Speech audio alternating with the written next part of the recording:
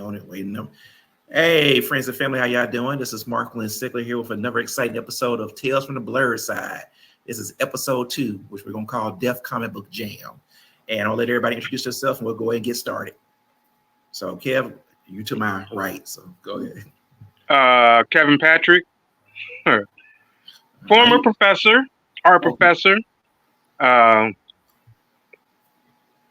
being a lazy artist, haven't collected any books in a while, and just reading the old stuff. Okay, all right. That's you me. Still reading. That's the important part. You still yes, reading. yes. All right. Yeah. So go down below him. Let's see the big D.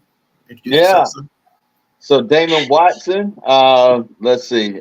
By day, I'm a lawyer, and as soon as I get out of court, I'm all nerd. Matter of fact, in court, I have a Yoda tie, a Darth Vader tie, and a Black Panther tie. So I rep even in court. Today is no tie because it's Saturday and I'm chill. So hey, I'm here as your collector, your resident collector. Read some of the time, collect all the time. Okay, I like that. Read some of the time, collect all the time, but at least you read. That's important. Last but not least, in the bottom corner, MC. Roger Marcus Connor here. Man, lifelong comic book reader and lover, man. Old school head when it comes to it. Chi-Town native, Southside born and bred. Southside, one of my favorite shows of all time. If y'all have not watched Southside, which it is on Max, watch that show. That show is hilarious. I can rewatch that. I can rewatch all 3 seasons, literally. Hilarious, man. Hated they took it off. Yeah, hated they took it off. But we move on. All right. So, well, Marcus, I know I'm gonna start with this, and then we're gonna transition to something specifically that Damon want to talk about. So, Marcus, you asked me for my list, and I realized I could share my list off of Comic Book Geeks. So yeah, I saw that. What did you get this week? Let's talk about that. You can have some too. I'm sorry, go ahead. Yeah, what comic books did you get this week? So yeah, I got that X Factor #1. Okay. I got the new Fantastic Four. I got the new X-Men that came out. Okay. I bought a bunch of stuff. I got that American Psycho. Okay. I got what else did I get? Because I was trying to catch up. I got that Vengeance of Moon Knight. So I've been trying to find like a good jumping point on with it. And I got the other Moon Knight. It was another title, and it was a number 0. And actually, hold on, let me see, because I got it down here, because that was like my pick of the week, actually. Really? Moon Knight was Moon Knight was your pick of the week. Fist of Khonshu, man. Fist of Khonshu. Yep, right, Fist of Khonshu 0. Tell me, now you caught my attention. You had my curiosity, now you caught my attention. Tell me why that Moon Knight was your pick of the week. So, because it goes into it was basically like a breakdown of all the relationships with the Midnight Mission. You know, with Mark Spector's relationship to everybody in the Midnight Mission. And it was a breakdown, narrated by Khonshu of his relationship with Mark Spector. And it was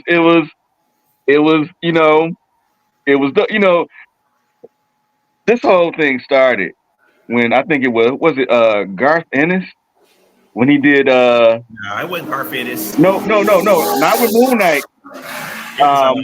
Warren Ellis. It was Warren Ellis. Warren Ellis when he did that Punisher War Journal. No. Okay, all right. Punisher War Journal was Garth Ennis. Okay, so the one where Khonshu was talking to Mark Spector, and he uses the Punisher as an example of a loyal, devoted acolyte. Yeah, he proudly displays his symbol. How proudly he wears his benefactor's banner. So this seems like a continuation of that. And and Khonshu said, "Man, I'm jealous. Why can't you be more like Frank?" Pretty much. He's like, but Moon Knight is insane too. But Frank is insane. But he was like, insane. So Khonshu, he's breaking down the relationship. He was like, in the end, he was like, I loved him enough to resurrect him. I am continually enraged by his betrayal of me. And he was like, we are family. And he says like that's the breakdown between him and Mark Spector. He goes into his relationship with Hunter's Moon too.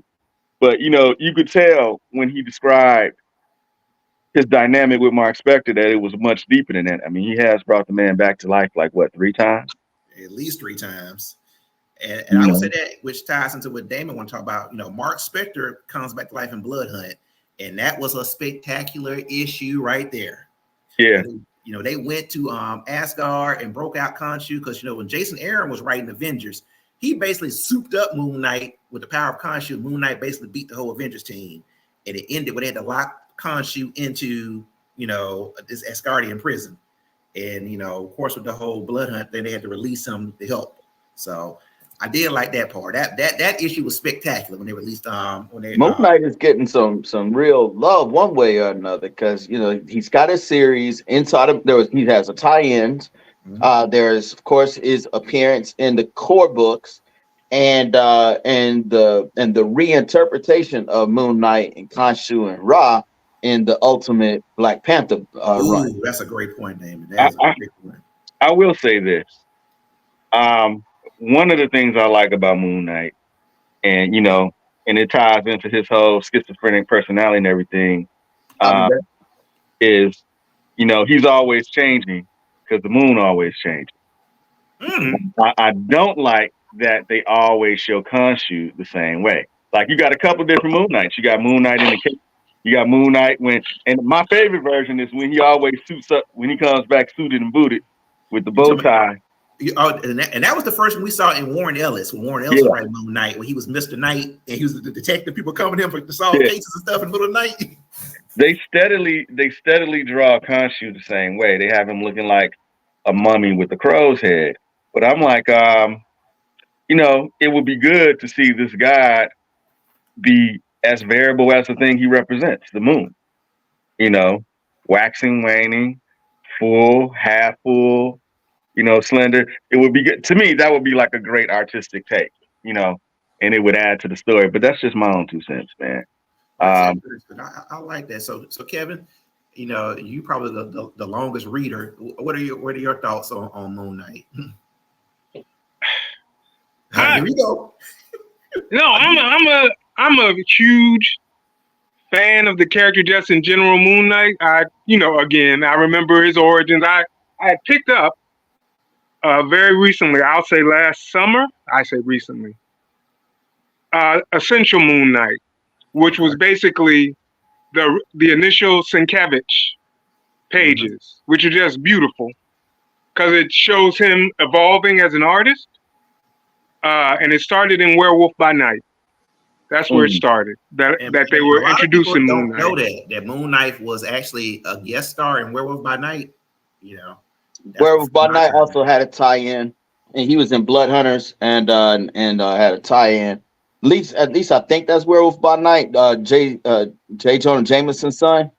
That's that Man Wolf. Man Wolf. My bad. But Werewolf by Night. When I was at my LCS yesterday, I did see a Blood Hunt Werewolf by Night book. I didn't pick it up. There were 2 Werewolf by Nights, is my understanding. So if anybody sees this later on, I want to comment. One came out during Blood Hunt, and a new Werewolf by Night just dropped this week. I didn't buy this new one, but it was like one of those poly bags. Basically, because I couldn't flip through it and look through it, I couldn't decide where I wanted to pay the cover price for it. But it's Jack Russell, Werewolf by Night, in this week's issue. They keep fumbling. Blood Hunt, it was a different Werewolf by Night in that. And I did buy that one. It was okay. They keep fumbling Jack Russell. So yeah, but a lot of people don't know that Moon Knight was and I've seen this story. I didn't buy it before my time, but I've seen it before. He basically was hired to hunt down Werewolf by Night. Was that what happened, Kev? And they got yeah. Because I ended up getting that Essential. Okay. And that's the Werewolf by Night I have that introduces Moon Knight. Okay. And and eventually, I probably didn't become a Moon Knight. I mean, I remember Moon Knight in Avengers West Coast. That's when I first remember him, and that's when I remember him and Tiger kind of somebody that was gonna hook up and stuff like that, which is played out really well in the Blood Hunt and this new Moon Knight. But I think Marcus, you and I were reading that Warren Ellis Moon Knight, which then became. I think Brian Wood picked up Moon Knight for a while. I didn't really feel that one as much. And then I know David Finch had Moon Knight at one time, but it was more violent. But then Jeff Lemire did Moon Knight. It was that whole like, is Moon Knight really talking to Khonshu? Is he really crazy? You know, Right. we're trying to figure this out. Is he really crazy or talking to Khonshu? Right, but and it's both. It is both. He is crazy, but you know, Khonshu may or may not be talking to him all the time. And I like when Frenchie, remember his partner Frenchie, Uh-huh. you know, he was telling Yeah. someone to stay away from him because he was like, you have to understand, you know, he's been brought back to life at least 2 times I know of, and he was like, Khonshu may never let him die. So I think that's the thing that, you know, and it kind of reminds me of Will Eisner's The Spirit. You know, your resurrected heroes that are kind of normal in their abilities. You know, of course, Moon Knight is supposed to have enhanced strength at night at times if it's a full moon. But other than that, Moon Knight, you know, capability wise, is kind of like, you know, a mystery man, a Batman. But it's like, no, Even like if Batman was which I'm gonna say this, and Dave, I know you will take this the wrong way. Batman is crazy. Let's be honest with this. He is crazy. Yeah, but but Moon Knight made Batman look sane. to my point is, How Batman crazy? these are Batman crazy. men of extraordinary ability, but they have mystical origins, and that mysticism sometimes comes out. Like, this is why they can't stay in the goddamn ground, why they keep coming back to fucking life and shit. So that's all. Yes, and Batman Bruce is crazy. Well, Give me an name one thing. all right, Mark. And don't say the fact that he's a rich man to dress up like a bat and beat people up at night. Say that again slowly. Say that again slowly. He's a rich man that dresses up like a bat and beats people up. That's not crazy? Okay, wait. What's Oliver Queen? What's Superman? Well, Superman ain't rich. Superman is an alien who made Superman ain't rich. Superman's an alien, number one. Don't even get me started. So it's the rich. And then Oliver Queen is Oliver Queen is also kind of crazy with stuff he does, you know. But I say he more. So y'all saying because he's rich? I'm over here looking at. I mean, if anything, because see, I said that's why I said don't bring up the fact that he dressed like a bat because it's superheroes and he's around superheroes all day. He got it right. I mean, hey, look, it's supposed to make a psychological impression, scare the shit out of people. To your point, Alfred was talking to Wolverine. I mean, to Bruce Wayne. He said he was like, "I fear I've raised a rich man that dresses up at night and beats the hell out of poor people. He'd be better off using his money to help poor people." Gotham. Alfred says that to him. Wayne should employ all of Gotham. But there you go. I defend Bruce Wayne in this. I say, hey, man, Bruce Wayne through Wayne Tech or Wayne Enterprises does a lot to support Gotham. I mean, we've seen it over the years for long-time comic readers, through the earthquake to the cataclysm. Wayne Enterprises. No Man's Land. Okay. No Man's Land. Wayne Enterprises, the only thing that's kept Gotham on the face of the map, basically, at this point. Right. I just want to point out something right quick. I'm still with you all. I mentioned earlier the whole it's the Ultimate Black Panther. We talking about with regard to the what do you call it? Moon Knight and the reinterpretation of Moon Knight. Mm-hmm. So I want to show these right quick, and then I'm out. This is the first issue for anybody who's watching that has not read the book, not familiar, and you want to know. This is the first issue. This is one of the variant covers, first issue. Pull it Ultimate. So pull it back so we can see it. Yeah. Okay. Yeah, right there. I can see it now. So that's the first issue. That's a variant. And the most recent issue that just came out, because again, we're asking about, who picked up what this week. Mm-hmm. I ended up picking up this week, number 7, issue 7. So, okay, I'll stop. That's all I had to say. I didn't want to go off the road. No, I like that, and I'm glad you brought that book to light because for y'all who we have a little pre-meeting before we start the show, y'all. We talked about this, and I said that basically I believe that Marvel is auditioning writers for a new ongoing 616 Black Panther, and I believe it should be Brian Edward Hill who's writing Ultimate Black Panther because he wrote probably one of the best Black Panther one-shots last year. And I also believe Sherilyn Eden is also auditioning for it because she's wrote the Black Panther Blood Hunt stuff series. So, Damon, I know you were talking about that specifically. Tell us your thoughts on that, man. Black Panther Blood Hunt. Oh, all right. So here's the deal. For Blood Hunt, there's the core books, there's the tie-ins. Most of the tie-ins were irrelevant. And I'm using the same irrelevant. In law, because I was just talking about how, I'm a lawyer and all that. In law, and when we talk about evidence, a piece of evidence, you want to know that it's relevant Not everything that's relevant can come in, but it has to be at minimum relevant to the case at hand. Relevant means that it makes the whatever it is you're talking about more or less likely. And if it doesn't make whatever you're saying more or less likely, even if it's true, it doesn't come in. So if we're talking about a murder case, and then you say, yeah, Tommy, you're talking about Tommy may have killed somebody, but then you bring up, yeah, but Tommy got a cat named Tim. Did Tim have anything to do with the murder? No. Okay, it may be true, but it doesn't make it more or less likely that Tommy may have killed somebody, and that's what we're here for. So relevance, it may be true, but it's irrelevant. And when I look at I just have to argue one point. I just want to argue one point. I want to hear this argument. The difference between a court case and a comic, anything in a story, I should say, everything you put in that story is significant one way or the other, either to misdirect you or to make you pay attention. Let me get there. Can I get there? Right. Okay. I'm gonna hear this. Okay. I'm just fucking with your.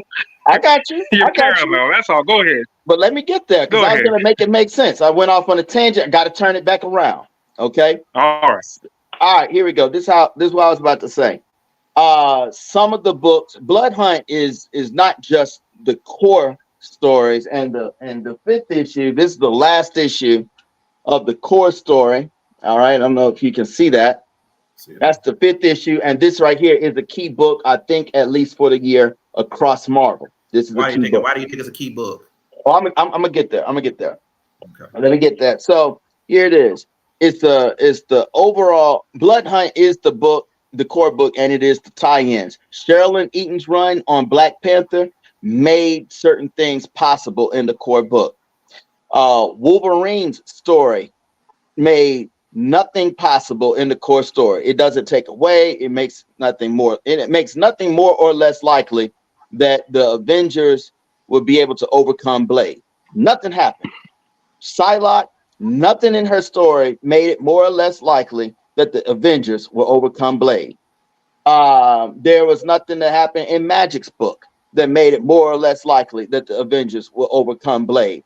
It may be true in the context of the story, and we are establishing them as canon. Great, it's canon, but it solves nothing. So you ask me, why is the fifth issue, that last issue, so key? Right. It is key because I think this was already written, but RDJ has just announced. I mean, it's just announced that RDJ is coming back as Doom. Okay.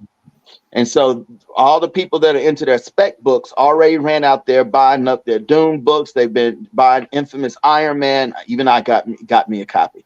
But they got the Infamous Iron Man and all of that. So people trying to spec on that.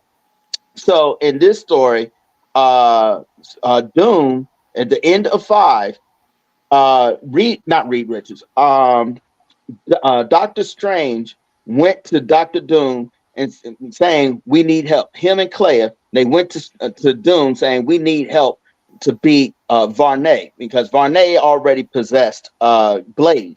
Everybody thought Blade was the bad guy, but Blade was just possessed. I think Blade was possessed based on his solo series, his immediate previous solo series. So it weakened him and got him to the point that he could be possessed. That's what I think happened. I agree with you on that. So with everything that happened, Varney, who is an old vampire from way back, those old issues that Marcus and Kevin probably know well.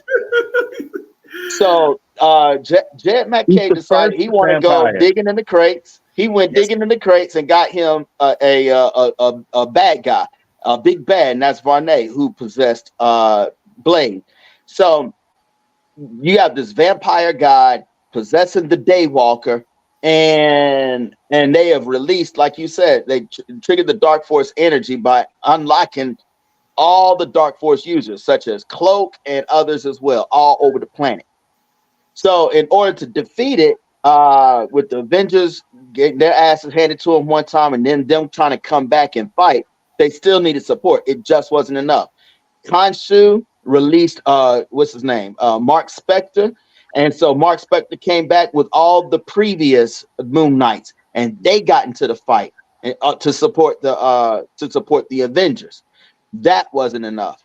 It wasn't enough until Doctor Strange was able to cut a deal, and this is the number 5 issue I was talking about. Doctor Strange cut a deal with Doctor Doom. He said, "Hey, we need your help, and we're trying to save the world." And so Doom said, "Yeah, I could do it, but there's something that I need. I need to be Sorcerer Supreme." So Doctor Strange, he was looking at the situation. He felt he was over a barrel. Clea was like, "Fuck no," and Strange was like, "Doom, Dr. Doom, you got to give me your word. I will give this to you so you can save the world, but you got to give it back. Give me back what's mine."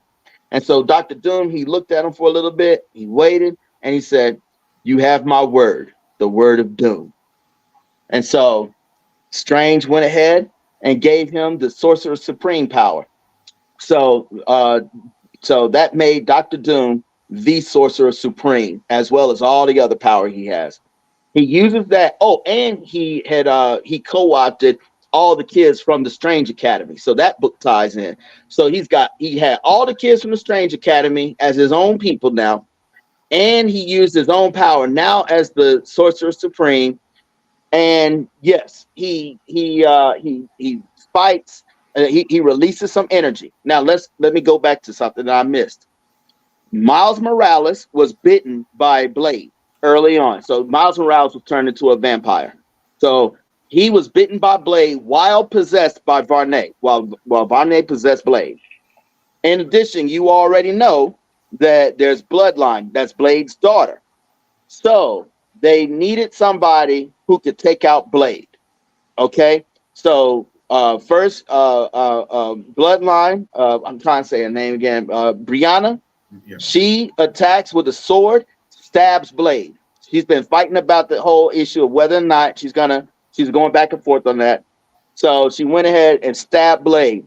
Blade told her, this being possessed by Varney, that, "Yeah, you're my daughter, but you're not my bloodline," because that's Varney talking. And so even though she had the sword in her a little bit, Miles Morales jumps in and pushes it even further. And he says, "Yeah, I may not, she may be the daughter, but I am your bloodline because you possess me. So therefore, you possess Blade, who then bit me. So therefore, I am on the bloodline." So Bloodline and Miles Morales together shoved that sword into him.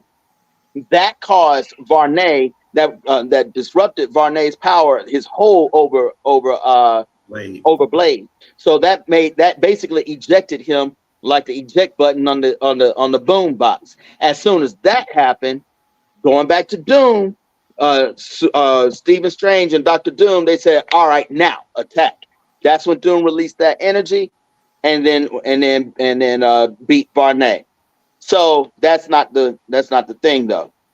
After it was done, Doctor Strange said, "Okay, all right, Victor, you saved the world. You did what you had to do. Thank you. You did a great job. Now honor your word. Give me my shit back." And Doom looked at him and said, "I said that I was going to save the world, and Doom does nothing halfway." So he brushed. Gotcha. It's like, "Gotcha, bitch."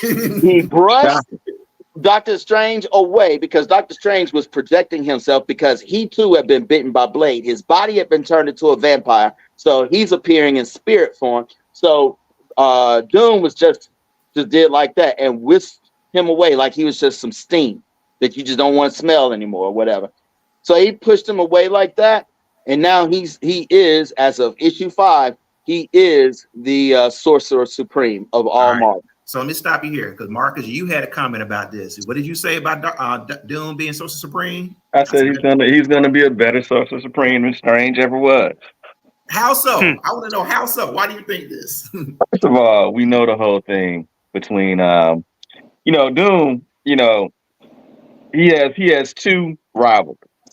I'm just showing people the comics I'm talking about. So go ahead, y'all keep going. Reed Richards, in terms of science, and Stephen Strange in terms of all things sorcerous and magical.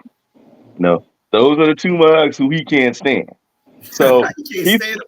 Now, I want to comment. You remember in Secret War, Hickman's Secret Wars, that basically Doom had basically taken over the world and remade the world, and he had Doctor Strange as his like right hand man. Yeah. Oh yeah. But when he had Battle World. Yeah. So he's gonna go at he's gonna go at a lot of magical threats directly, and there are gonna be instances where you're gonna see Stephen Strange like, damn, I wish I'd have thought of that. You know what I'm saying? Why didn't I do that? You know what I'm saying? Why didn't I stop Dormammu from being able to come across and do all this shit, or handle the mindless one, stuff like that? He's gonna do that, but it'll be flawed, of course, because he's Doom. So, which makes me want to segue into Fantastic Four, because Reed is going apeshit over the news. And this is the issue after the Blood Hunt issue with Reed and Alicia, right? While we're having that conversation, I want to make sure that we also talk about that Black Panther. We got to get that Black Panther Blood Hunt in there. Okay, but let me get this point out. Okay. Reed is going apeshit over the news that Doom is Sorcerer Supreme. Reed is like, all right, well, we got to counter this because this ain't gonna be good for anybody. And that gives me the example. I've been gushing over the Fantastic Four books for a minute. The last two issues have been really good in terms of showing the scope and power of their abilities, especially the one. The two issues you're talking about is when Reed and Alicia were trapped in the museum with the vampires. Yep. Yeah, that's a good issue. That's a good issue. And it shows like the control that Reed has over his body on a molecular level. He was like, yeah, they're biting me, but I can hold the infection back to keep myself from turning, expel it, and even heal myself. And this is why he covered a whole building to keep the vampires from getting in. Mm-hmm. So it's just a really good take on the Fantastic Four. But yeah, Reed doesn't like it that Doom is Sorcerer Supreme. I think Doom is going to have some pluses. He's going to have some wins as it. He will give the ability back though, because he's Doom. So what I find interesting about this, Jed McKay, who wrote Blood Hunt, who's writing Avengers, was also writing Doctor Strange. Doctor Strange just ended this month too. It basically just ended. Where basically it was like, he kind of was like, I can't believe I let this dude take Sorcerer Supreme, and kind of stewing on himself. And Cleve was like, look, man. You would have what was his title before he Sorcerer Supreme? Master of the Mystic Arts or something like that. She's like, Master of the Mystic Arts before that, So go back to the blue cape. Just go back to your old blue cape, and we'll just keep rocking with it because you got me. You still got your squad here. Wong, and Wong is part of Wong, which is the Sorcerer Supreme arm of Shield, basically. He's like, we're gonna rock this thing. And I'm like, I'm just curious to see. Doom has a mini, a crossover coming out this fall about him being Sorcerer Supreme. Is that what it said in the Blood Hunt? I can't remember now. I don't remember what it said then, but I've been seeing like rumors of like I keep thinking I see advertisements. One World Under Doom, something like that. Yeah, I think that's something. I'm messing the title up, but basically, all this shit under Doom. That's the title. All this shit under Doom. Well, now that they're bringing RDJ back as Doom, I don't know how the fuck they're gonna bring Tony Stark back as Doom in the MCU, but go figure. That is the conversation. We don't know. It's an alternate Earth. It's an alternate timeline. Yep. We're in the multiverse era of the MCU. So it ain't nothing for them to do with. Okay. So we got the Russos back, and McFeely will be writing. So with Russos and McFeely and RDJ back, all we can do is just sit back and just wait because they've delivered before, and I'm sure they'll give us a good story that makes some sense later on. Well, what I'm saying is the books are going to start pushing Doom more as a villain to play as a movie.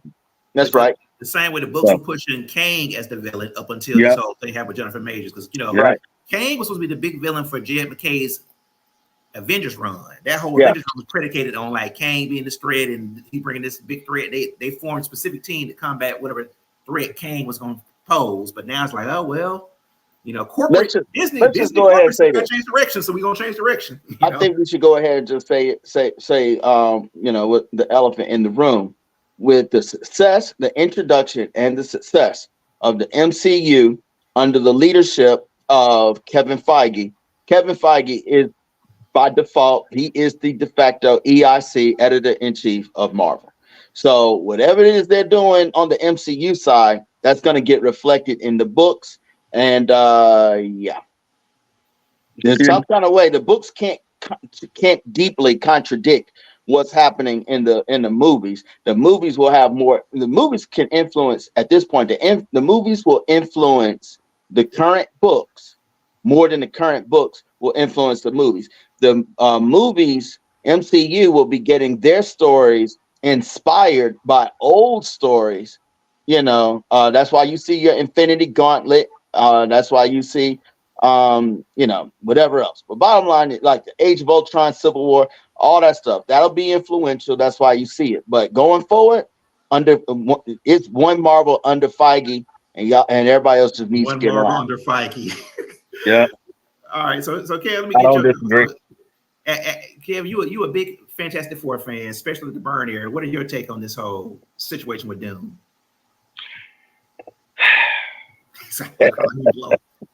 You know, I saw the thing where they had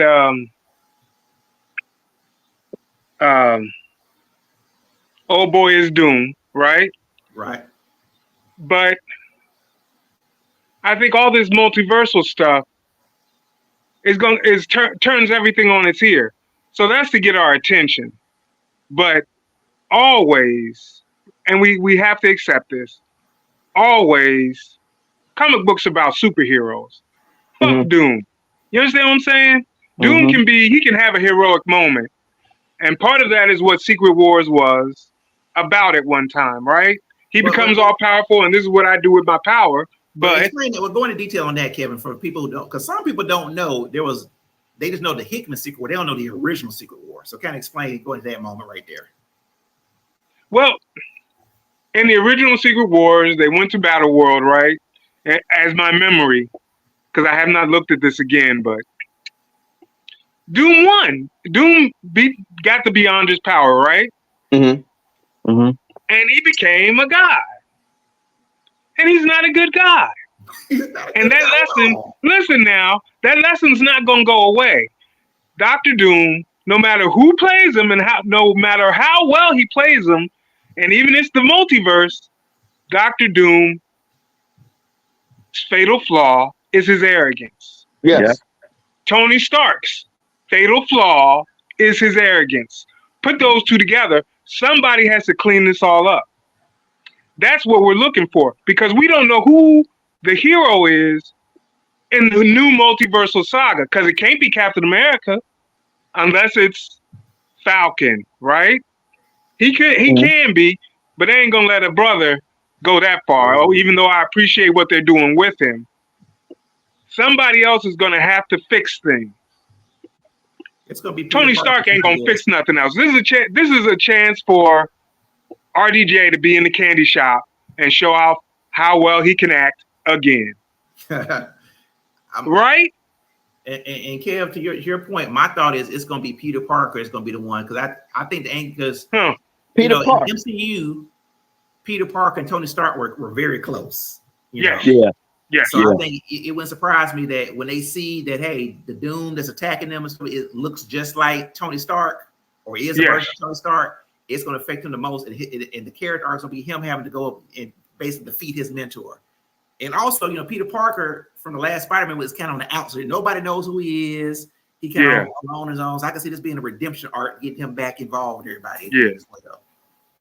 I have to completely agree with you, because the one thing I have accepted, and I will continuously trumpet, Spider-Man is Marvel.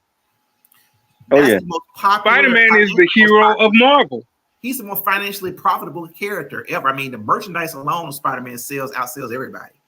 I agree, but even beyond that, when they first created that boy, Peter Parker is the proof of what being a hero is. Well, right now, I kind of want to wait and see what MCU does with Cap, Sam Wilson Cap, because they have Brave New World coming. We don't know what it's Black about. History Month. Is it Valentine's weekend 2025? Black History Month. Yeah, it's Black History Month, and they picked that specifically. I know they did. And they are doing a dark story. I mean, we got a dark story. Well, not dark, but you got your adventure. You're a buddy cop with Winter Soldier that established for real that he is Captain America. Now we have a new movie, Brave New World, that's supposed to be the same tone as Captain America Winter Soldier. So there's going to be political intrigue, and that's what I mean by dark and serious. So a story like that could be the thing that advances him as the leader. Other than that, you have the Thunderbolts. They're supposed to be having their movie. And they're basically Marvel Suicide Squad. So that's what that's going to be. That's what they become. No, they're Marvel's Thunderbolts. I knew Marcus and Kevin was going to say something about that because when I they're saw Marvel's Thunderbolts. I don't accept that comparison. Yeah, I knew. I mean, I'm talking about what Marvel's trying to do, but okay. Put a bunch of anti-heroes together and they're not anti-heroes, they're criminals. Okay, yeah, that was real different from the Suicide Squad. I mean, everybody on the squad wasn't a criminal. Let's stop about this Thunderbolts thing real quick. So the Thunderbolts, and I think people talking about this now. I hadn't seen the trailer yet because they had it online and they pulled it because it was a leaked trailer. But what made the original Thunderbolts, Kurt Busiek Thunderbolts, so good? I had actually quit reading comics at this point, but I heard about it so much I knew what happens. That basically, after after Onslaught basically decimated all the heroes and stuff like that. So the Fantastic Four are gone, the Avengers are gone, the X-Men are split apart. And the Thunderbolts show up and like, oh, we're gonna be the Thunderbolts. We're gonna take over and fill the gap and stuff like that. Everybody's like excited, and the ending is one of the best surprising in comics. That basically they're the masters of evil, who for Avengers fans knew. Mm-hmm. And Marcus, I think you and I talked about it. That issue with the Masters of Evil took over Avengers Mansion. Oh yeah, They fucked up Edwin Jarvis. And what did you say to Captain America? It made Steve Rogers cry, man. Pull up that picture of that boy and that man's mama, man. Mr. Hyde. And can I add to this? If Norman Osborn is involved in any of this, just remember when they took off his mask and his whole face was basically the Green Goblin mask when he was being crazy. Yep. And Norman Osborn is crazy. I don't care how good you play him, he's crazy. If he's running the Thunderbolts, they're gonna be evil in the end. Even if some of them end up good guys, they're gonna be evil in the end. And I think Bendis, who was hot at Marvel at that point, took that took the Thunderbolts in a whole different direction. He's like, all right, I'm gonna move because first I think Warren Ellis wrote that Thunderbolt series when Norman Osborn was leading that team. Mm-hmm. And they were killing people left and right. Yes. And then Bendis like, you got a good concept on it. Let me elevate the concept. When Bendis made the whole Dark Avengers team, basically, Norman Osborn was Iron Patriot. You had Dakin as the new Wolverine. You had Bullseye and Hawkeye. That shit was crazy. Now, I want to point this out. My favorite scene in that whole thing was when Venom pissed off Bullseye, and Bullseye looked at Venom and said, "You know what? You're dead." And Venom believed and was shook. He was shook. That was Matt Gargan Venom, Scorpion Venom. But you're like, why is he shook, man? He's stronger, faster. But if anyone can kill you, it's Bullseye. It's Bullseye. He will find a way to kill you. I'm gonna point something out because we got on the conversation about the Avengers. First, I'm gonna lead off with this. This just satisfies all the old people. The two of them, Mark. I ain't gonna say who. All right, this right here. We're going to start with that. I just picked this joint up. No shade there, huh? Say the elders. Say the knowledgeable elders. Put respect on my name. Go ahead. I said two old people on this call. It ain't me and Mark. So I ain't got no shame. Put respect on my name. And then now that I threw out the old stuff, I got him distracted, Mark. I got him distracted. Now here goes something new. Here goes something new for the Avengers. There you go. All right, so the Storm Avengers. All right, I'm glad you brought it up, Damon. Hold on, I'm not done. Go ahead. What else you got? I want to comment on that. All right. Oh, look at that. That's a dope cover right there. Yep. Can't see what it is. What is it? That's It was the What was it? the that's Dazzler that variant. Dazzler. I got a third one. I just didn't pull that out just yet. I didn't pull that out just yet. So I'm happy that Storm is being elevated to the Avengers, although she's been on the Avengers before. I don't know why they acting as a big deal because she was on the Avengers before doing Bendis run. Mm-hmm. They act like it's the first time it's happened. Storm was also on the Fantastic Four. Dwayne McDuffie did that, So Right. but I'm happy. I'm happy that Storm is gonna have her own ongoing series as well. I'm excited about that. And Yep. the brother who's writing that is the brother who's did my pick of the week, which is Akikon, Brutalizer of the Gods, which is probably one of the best independent Black books I have read this year. I'm gonna tell you how much I like this. Who birthday coming with Damon? I'm gonna get it for you, Damon. Marcus, your birthday getting it for you. You ain't got it already. And Kevin, David, all y'all birthday just come. I love this book so much. I'm gonna Birthday give you been my passed. That's birthdays, in man. July, man. We done it. So July, Marcus in October, Kevin is December. If y'all don't have this already, I'm gonna give y'all a copy of this, man. Okay, That's, because I don't have. that's how much I support this book and how good it is. What is it? Akikon, Brutalizer of the Gods. And I put it in the chat. I know my screen has Yeah, I have the second issue of that. I thought I had the first issue, but I know I got the second. I'm trying to figure out what happened. I got to dig around. I'm just saying, if you like Conan, if you like God of War, somebody say if you like Tarzan, if you like John Wick, this is the book for you. With African mythology, this is the book for you. Basically, dude got screwed over. The guys that were involved, he got power. He went the fuck off. Wow, so you're like endorsing like a fantasy book, huh? It's African mythology for sure. Okay. Does it have like one laser in it? Because I know how you love lasers, man. You can start in if you want. I'm just not going to change. I want to point out that what was it? Blood Hunt did go and dive into the what was it? The Jesus, I'm trying to say it to the gods, to the gods of Africa, West and East. Well, excuse me, West and North.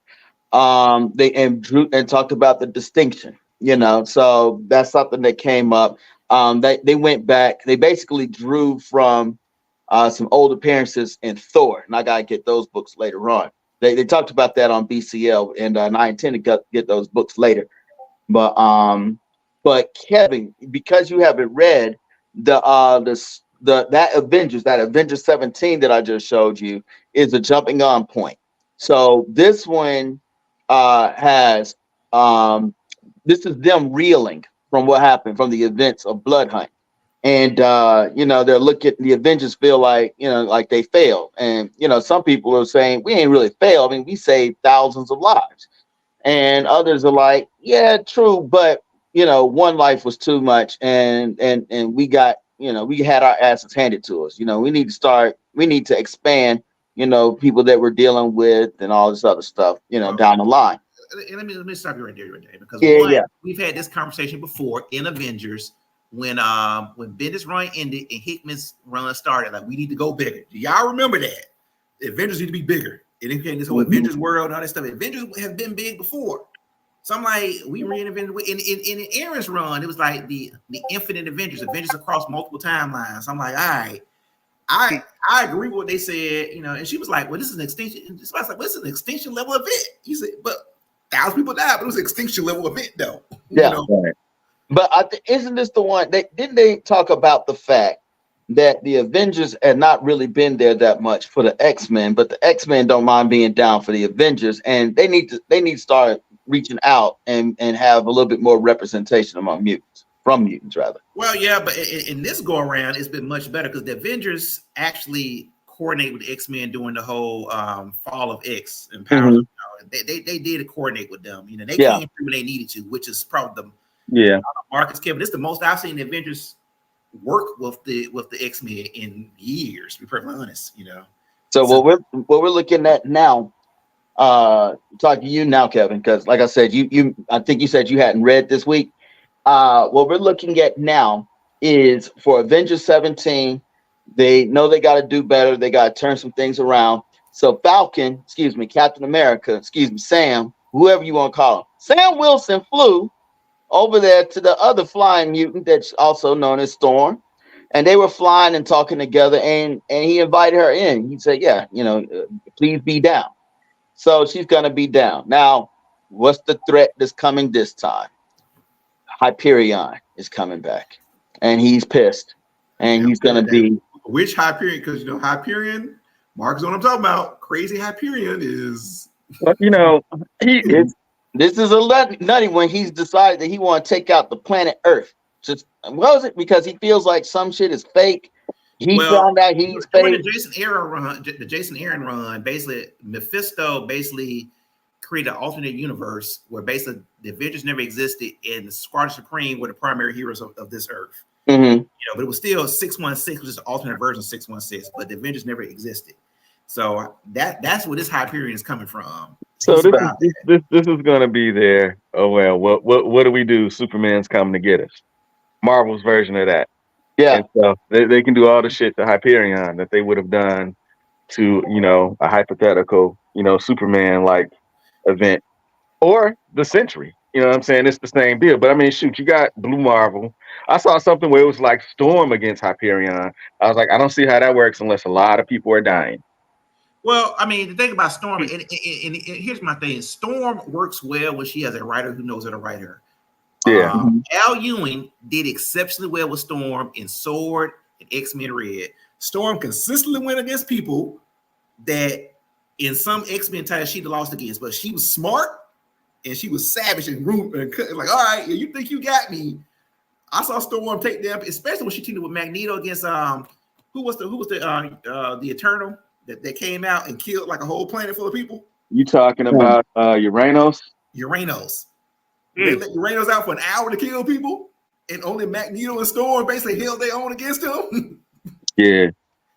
Even Thanos didn't want to get close to Uranos. He was like, oh, hell no, my granddaddy crazy as hell. No, I ain't messing with him at all. He was like, come closer. He's like, come closer, grandson. He's like, nah, granddad, this is close enough. Like, that's it. And Magneto dies in this fight, but Storm lives, you know. Yeah. Well, you know, based on, you know, the writers can do what they can do, especially if they write them, you know, effectively, if they write use of their powers effectively. What I need to bring up before we get off, because I see we're getting low on time, I was really disappointed in that X Factor title, man. Really? I haven't started it yet. Why were you disappointed? Okay, so first, I was excited. I was like, okay, Warren Worthington, Angel, my man, is going to get to lead a team. Okay. I was like, yeah, it tracks, you know? But they have a character in there that's kind of like a bit of a slickster. And so basically what he's doing is like, X Factor was the government team. This guy's a government agent, but he's like just putting them in situations that they don't have any business being in. And he's trying to make them popular. And I was like, the Warren Worthington I know wouldn't fall for that shit. You know, they started out with basically Warren Worthington is shitting on other candidates that he's suggesting to be part of the X team, which was bullshit. The only good part in it is when they got to Havoc and they show Havoc and Lorna Dane having a talk. And she's like, why do you want to join another X team? Like, it never works out good for you. Like, ever. And he was like, I know, but, you know, if I'm inactive, that's not good for me either. So and he's a Summers brother. They hard-headed. Yeah. But basically, dude gets them damn near killed, man. And he was like, no, I finally found a way to make y'all popular. He's like, people hate mutants, so they want to see y'all get jacked up. And that's what he does to them, man. Wow. And so I was like, I can't see Angel falling for that. Angel was one of the slick ones. You know, Angel always managed to like survive and come out on top. So I was like, it was bad characterization.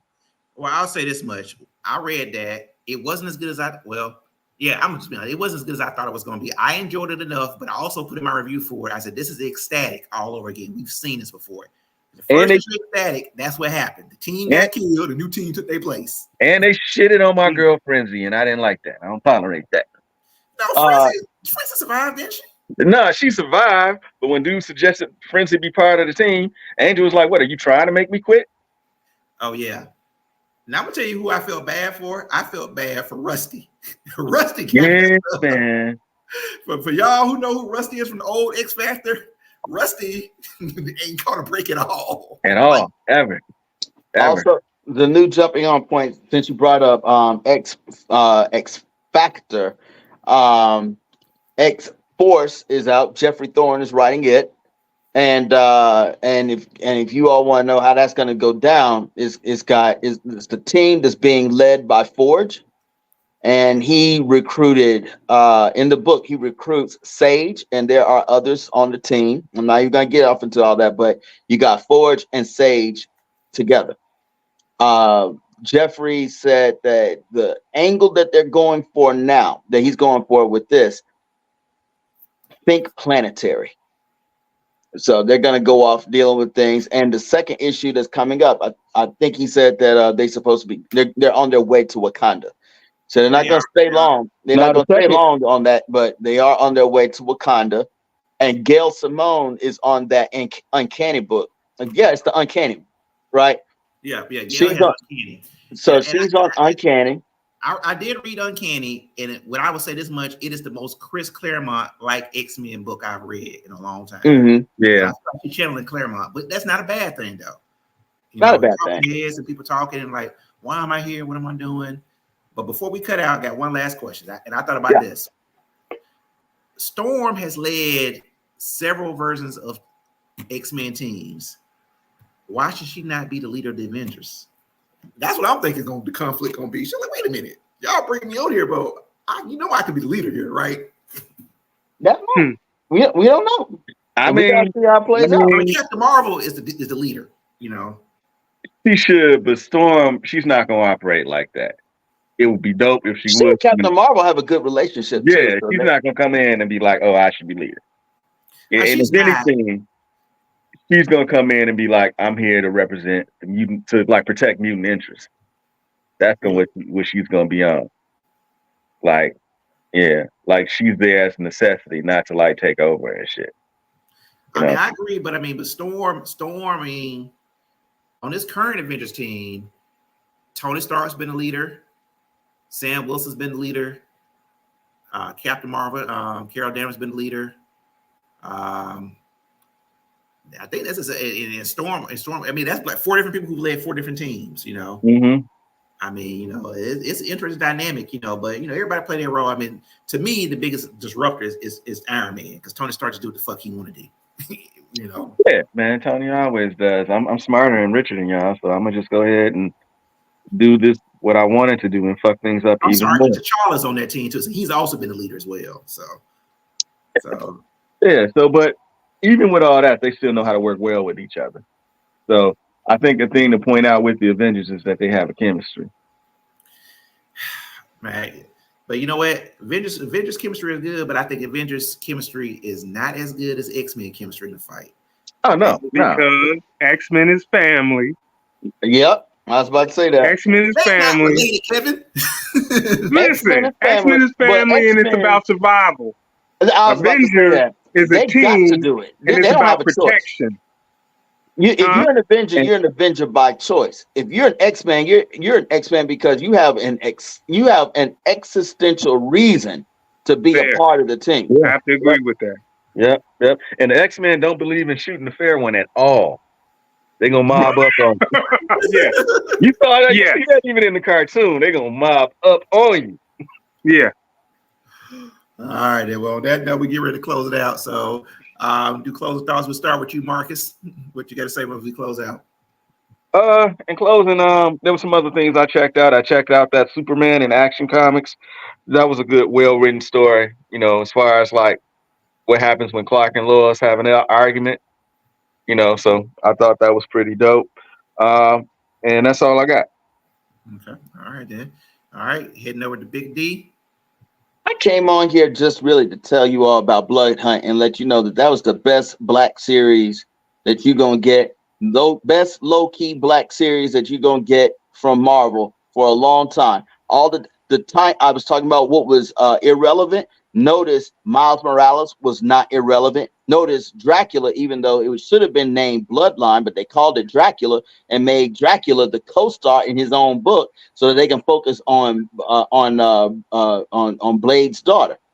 And that one is the one where they're trying to get her to kill a daddy. But guess what? What does that sound like? Relevant. And Black Panther, where they turned T'Challa into a vampire, and then Sherilyn, she introduced a new character, a new goddess called Anuket, and I feel like she's going to be coming up in the future. So the Black Panther book made the temple happen brought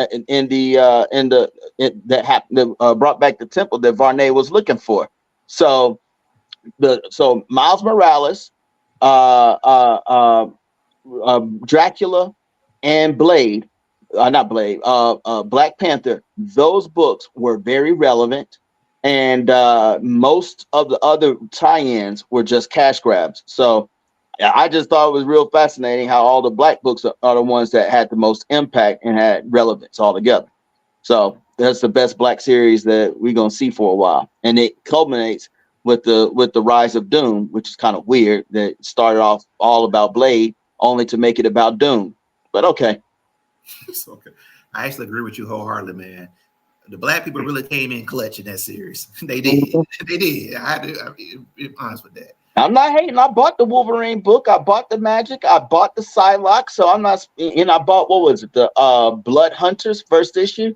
So I'm not just saying, like just saying it just to be saying. I'm dead ass telling you that it was relevant. As a matter of fact, I'm also gonna say I bought this book recently. This is Miles Morales 11. I like the fact that Blade was actually a mentor to Miles. And this book, I just went ahead and got it just for the cover.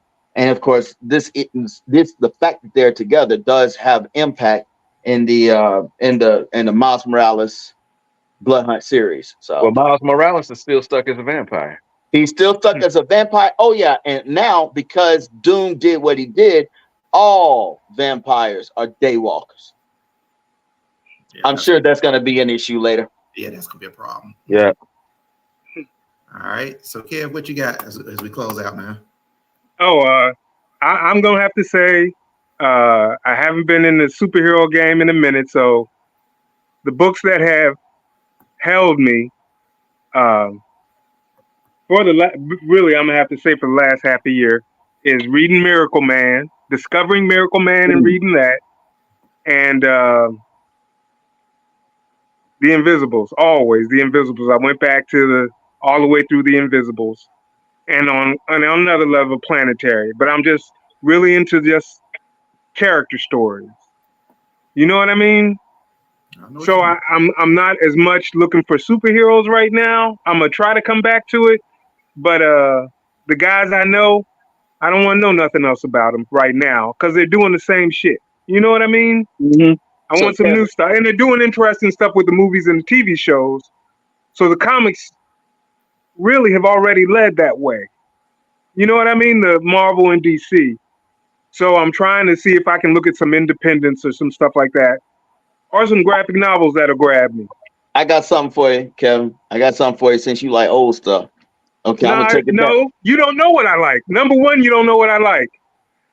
You can't introduce me to Wonder Woman. You don't know Wonder Woman. Put that away. Put it away. Put it away.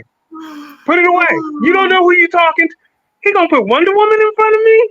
Man, you don't even know who Kurt Swan is. Get out of here. To be fair, it's Wonder Woman and Nubia's first appearance. That's Nubia's. That's the origin. This one is 206. 204 was her first appearance. 205 was her second appearance, and so I'm showing you the original copy of her origin. So why do I want to see that? I don't care how they introduced Nubia back in the day. How significant was she? How significant has she been the last 25 years? Nubia has stories now. She has a few. It's a cash grab. I'm sure it'll be interesting, and then she'll be gone in 5 years. Well, we didn't discuss this because you sound like somebody else I've talked to on Twitter about this, about Black characters coming. I love that cover though, man. You know, you can do what you want, but I can see it's a come and go Flash. I mean, it kind of is. It kind of is. I just wanted to touch your heart. I just wanted not touch because I'm Southern, right? I just wanted to touch your heart. Just touch it with this old comic book because I felt like it's old and it's a comic book, and therefore you would like it. Well, you know they got Brandon Thomas. I'm gonna make us hot water one more time. Black Lightning series. Wait. Okay. Did you mute yourself, Kev? I can't hear you. Oh, I said you keep trying to put this old stuff in, and I know that's dismissive for some of your young folks. But But as a former educator, I've been using my relationship with young folks for years to inspire them to create. So calling me old doesn't hurt because I like new stories, old story, every story. Because the oldest stories are good, the newest stories are good, but they just repeat. I'm just teasing all the old people here. You know, you see how they get mad, Mark. That's what they do. I see that you stirring up. We're mad? But I'm gonna go ahead and close Why it out. you calling me old? Get off my lawn. We at the 1 hour mark, so I want to thank everybody who takes the time to watch this. A new episode of Tales from Blerdside, episode 2, officially titled Def Comic Book Jam, and we'll be back with y'all shortly. I don't know what I'm like I said this weekend. What I'm looking forward to. I hadn't even looked at the list yet, but Aliens Romulus. I know I want to watch that. You check that out. I know I got to finish Batman Cape Crusader. I know I watched Kite Man. This is probably the best episode of Kite Man I've seen. Kite Man's good. And comic wise, I on a final note, I do want to say I have not really liked this series of Amazing Spider-Man, but the new issue of Amazing Spider-Man. Oh yeah, man. Issue 55 though has some character growth for Peter Parker. So I'm gonna leave it on. I'm gonna leave on that note. Not really. Like, Peter Parker basically has some character growth. I'm like, this doesn't make sense how we keep making Peter this man boy who does stupid stuff, and he just makes a decision like I'm gonna do something different. Marco, this chick is about to be the new Debbie. That's all. It's just another person for him to disappoint. This ain't. I see that, of course, because everybody just another person for him to disappoint. But the way he approached it, like, you know what, you're right. I shouldn't run out on you, and I shouldn't do this. I'm like, right. Is that character growth for Peter Parker? Yeah. It was round for him. So, yeah, I agree. All right. Well, we'll see y'all next time. We'll go ahead and close it out now. So, peace. All right, brothers. Peace. End the recording. Oh, there it is.